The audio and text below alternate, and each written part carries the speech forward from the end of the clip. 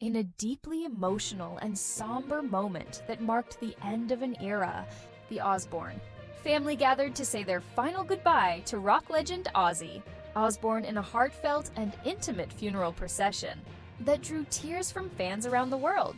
The private ceremony, held at a quiet English countryside chapel, reflected both the chaotic brilliance and quiet vulnerability that defined Ozzy's extraordinary life.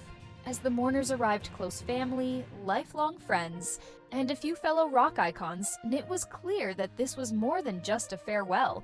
It was the closing of a chapter in music history. Sharon Osbourne, Ozzy's devoted wife of more than 4 decades, led the procession with grace and visible heartbreak. Clutching a single black rose, dressed in all black, she was joined by their children Aimee, Kelly, and Jack, each of whom appeared visibly emotional as they paid tribute to a father who had shaped their lives with his fierce love and raw authenticity. Jack delivered a moving eulogy, recalling Ozzy not only as a titan of heavy metal, but as a gentle, funny, and deeply complex man whose greatest joy was being dad.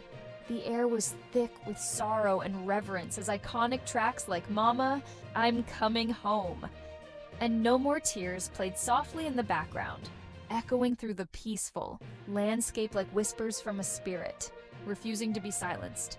The coffin, a sleek, black lacquered casket with silver bat-shaped handles, a nod to Ozzy's infamous onstage persona, was adorned with white lilies and crimson roses, symbolizing purity and passion, the two extremes Ozzy embodied so completely.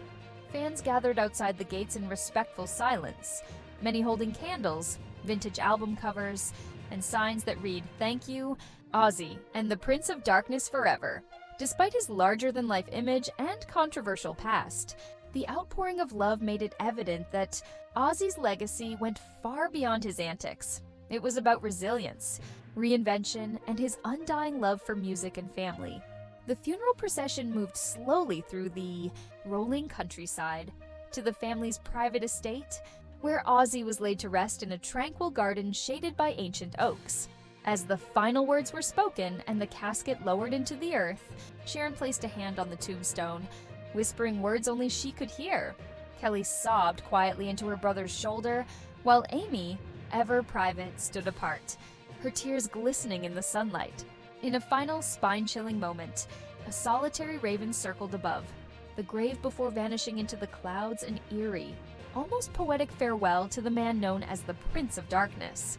Though his physical presence may be gone, the spirit of Ozzy Osbourne, his music, his madness, his unmatched charisma will forever echo in the hearts of fans and the halls of rock and roll. It was a goodbye befitting a legend, but for those who loved him,